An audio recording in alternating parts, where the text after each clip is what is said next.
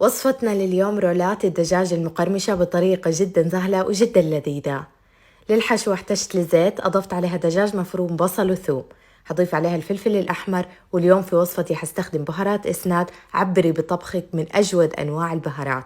أضفت توابل الدجاج وكمان البابريكا والفلفل الأسود والكمون، حضيف عليها رشة ملح ومعجون الطماطم، وبعدها أضفت عليها البتنجان المقلي والبطاطس المقلية وصوص الرنش.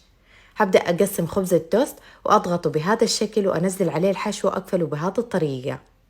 وبعدها احتجت للبقسماط من إسناد، حضيف عليها التوابل الإيطالية ورشة من البابريكا وأقلبها.